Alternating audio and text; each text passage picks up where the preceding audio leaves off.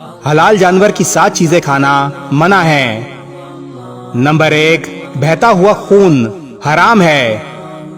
Number 2، کپورے مکروہ تحریمی ہے۔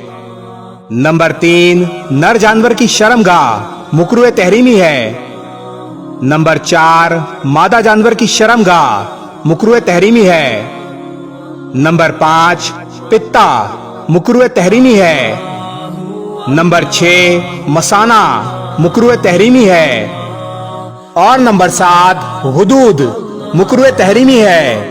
حدود کوئی مستقل عضو نہیں بلکہ فاسد گوشت ہے جو کسی بیماری کی وجہ سے ابھر آتی ہے اور اس کے گرد چربی بھی ہوتی ہے۔